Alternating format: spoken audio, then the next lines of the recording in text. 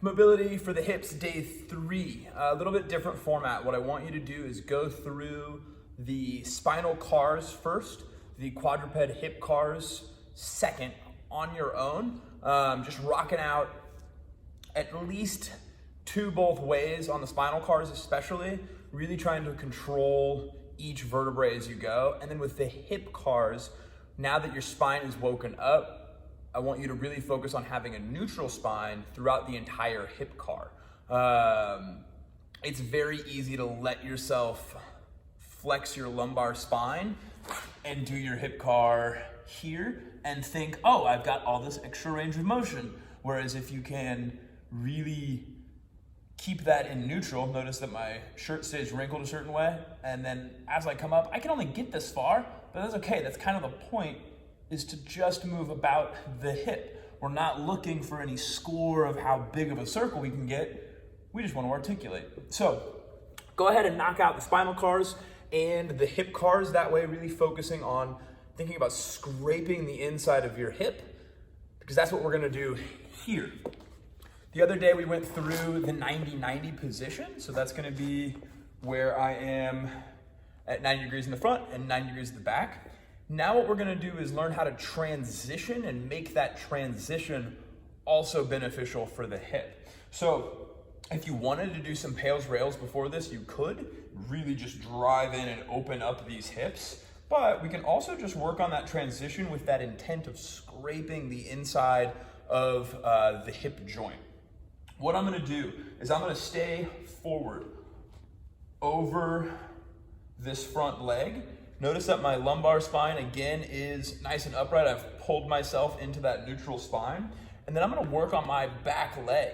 So what I'm gonna do with my belly button forward is I'm gonna slowly lift this leg up until I can't anymore. Notice that I didn't get very far. So I'm gonna really fight for it. I should feel I think about it like a scooping or a scraping sensation in the deepest parts of my hips, because I'm focusing on that actual hip joint. And then I'm gonna open up into this transitional position. So at the last second, I'm gonna keep going and keep going and keep going, but notice that I don't just turn my torso to the side, and then we get to this awkward thing called a bear sit. So this is gonna be our intermediary position. While I'm here, I can think about pushing my legs down and again, feeling the inside of that hip joint, but now on both sides. So I can really drive that down. And then we're gonna go back. So now I'm gonna come back. I'm gonna slowly internally rotate and then turn at the last second as I come.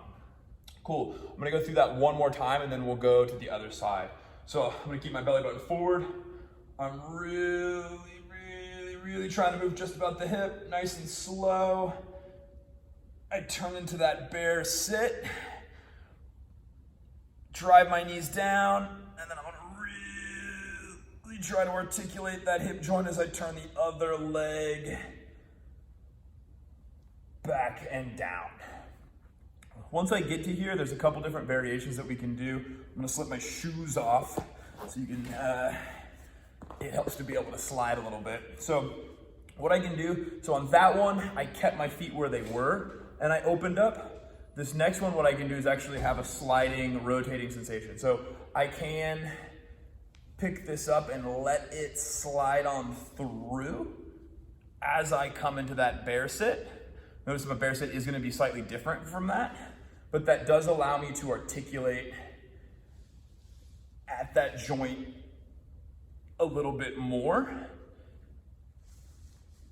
as I go side to side.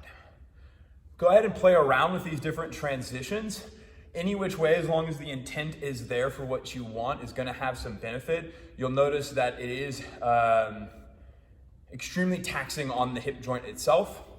And that's kind of what we want. We want to stretch out those ligaments within the joint, and then also the tendons that are connecting all of those muscles to the femur and the pelvis itself.